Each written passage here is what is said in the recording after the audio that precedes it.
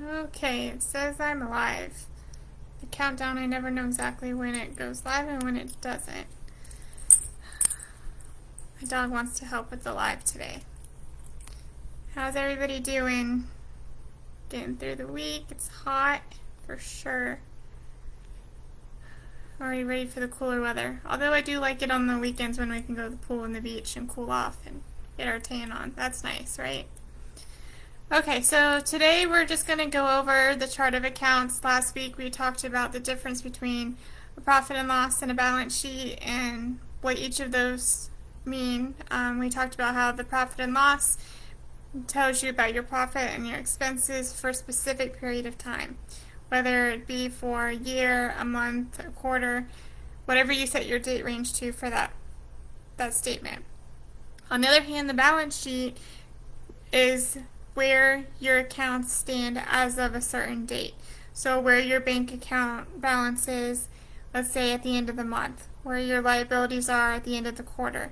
That's what your balance sheet represents. So we talked about how on each of these statements there's different accounts that break down your different types of expenses, your different categories of income, your different accounts on your liability. So how do we create those accounts? Well, there is a master chart, which is called the chart of accounts, and that lists all the different accounts that you would use when you're inputting your financial data. So when we enter a transaction, let's say we're entering gas that we paid with our debit card, right? So that amount for the fuel that we're paying comes out of our bank account. So that's going to be the account that's on your balance sheet side. But then we need to categorize that on our profit and loss under automobile expense, correct? Or fuel if you have, if you're getting fuel for the lawnmowers, if you have landscaping business. That would be a cost of goods sold. So we have to create these accounts in order to classify everything and track it.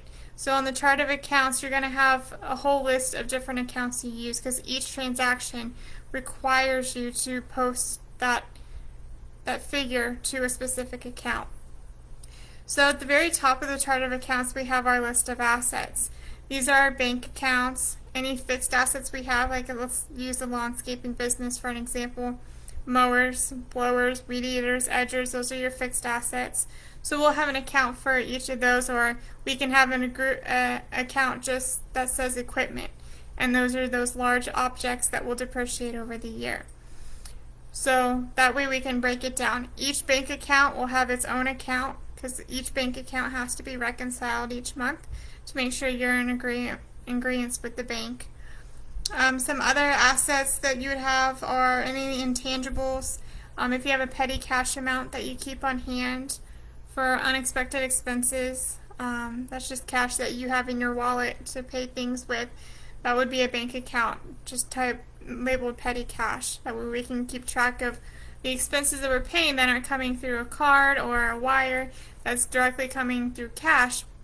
We still want to capture those expenses for you because they're tax deductible, correct?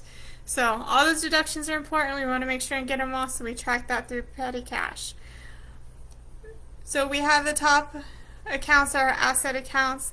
The next section on the chart of accounts would be any liability accounts.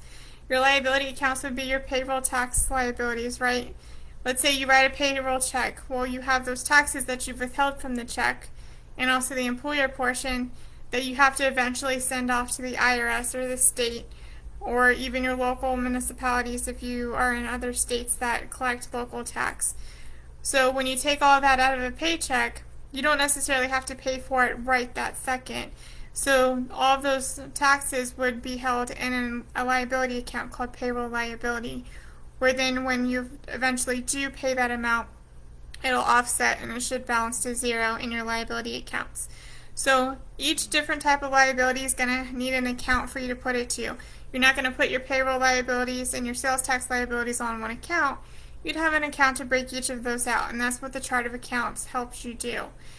Also, when you're on your financial statements, especially in QuickBooks, you can click on the amount on your financial statement for each account, and it'll open up where you can see the different transactions that make up your balance. The next section of the chart of accounts is just your equity accounts. shareholder distribution, if you have stock, if you have additional paid-in capital where you've put money into the business over time, that's an equity account. Also, your retained earnings, which I told you rolls forward year to year, is also going to be an account that you can click in and make sure nothing got in there that wasn't supposed to be in there. It's just a roll forward account. Next on the chart of accounts is each of your income accounts. A lot of businesses only have one income account. Say you're a lawn business and you just have your income for the lawns that you mow. So you'd have landscaping income, or you could just name it income. It's up to you. So you may just have one. But let's say you have a business and you sell products. Let's say you sell cups. So you have your cup income, that's the products you sell. So that'd be sales of product income. But let's say that you also help somebody with screen printing shirts. So you're not actually selling the shirt, you're getting income because you provide that service to them. You're helping them with the screen printing, they pay you for it. So then you can have a service income account. Both of those would be listed under your income on the profit and loss, but this way you can separate it and you'll know, okay, this is how much I made for screen printing, this is how much I made on the sales of the product I made. Helpful, right? That way later we can decide, okay, this is where we're making more of our income, or this happened and we made more income here. It can kind of break it up for you, which is helpful. The next section on the chart of accounts is your cost of goods sold accounts. So these differ from business to business. Depends on what kind of expenses you have. You can have, like for landscaping, you're going to have probably fuel. You might have some meals for employees. You'll probably have equipment maintenance. Okay, that's not just regular maintenance. That's a maintenance you're having done on your equipment, which is a cost of goods. Because if you didn't have the maintenance on your equipment, you wouldn't be able to mow the lawn, correct? So those are just different cost of goods, and every business kind of varies. And then at the bottom you have your operating expense accounts. So there's a wide variety of these.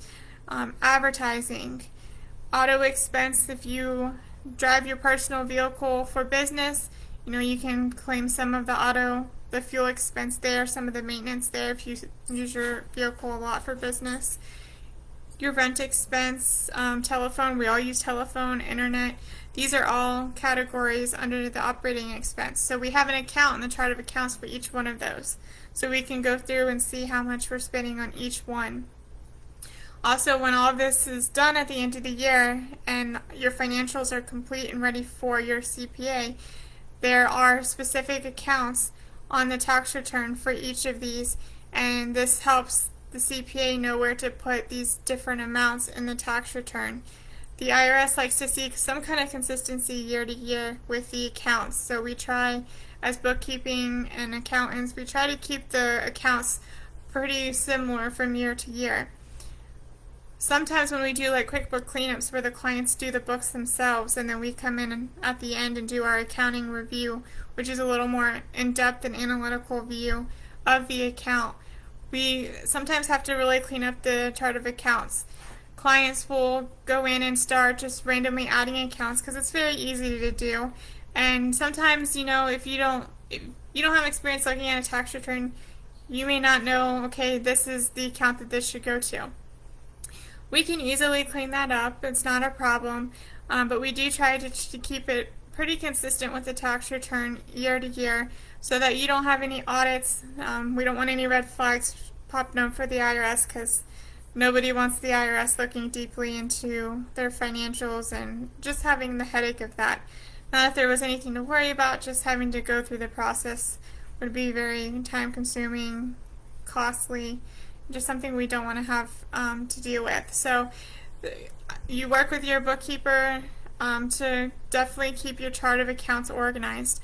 In my post yesterday, as the anticipation for today's live, I mentioned, we all try to be successful and meet these goals in life. One of the key things to doing that is being organized, right? If we're not have any kind of schedule or methodology of how we're going to get things done, we may not get our goals to be that high up on to where we want them. We may not reach our goals as far as we would like if we're not organized. So being organized is important. So when you're doing your financials and you're planning and trying to forecast, it's really important that your chart of accounts is clean and organized. The less of multiple accounts you have, the better it looks, and consistency is key, especially with financials. So we just try to, keep our chart of accounts clean. If our chart of accounts is clean and organized, our financials will be easy to read. It'll be easier for loan reviewers when you're trying to get a loan. That is always helpful, and it also helps keep the IRS out of your bubble. So I hope this was helpful in understanding what the different accounts mean and how those become a part of your financials.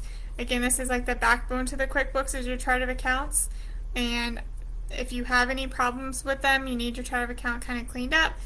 It's definitely something to speak to your bookkeeper about.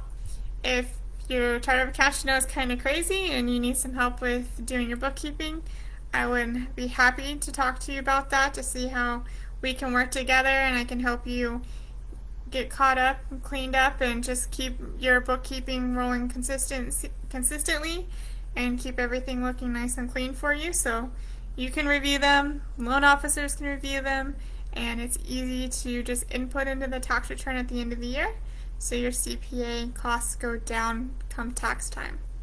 I hope this was helpful. Again, if you have any questions, have any comments, if you have any topics that you'd like me to do in future lives, please let me know. You can find me either on my personal page or I also have a business page, Hooked Accounting Services, LLC. And I look forward to doing more lives and hopefully speaking to you guys as you start reviewing some of this content. I hope everything's helpful. And I think that's about it for today. I was going to do this outside, but it's just too hot. So I will see you guys next week about this time and hopefully get to talk to you some in between. Thank you.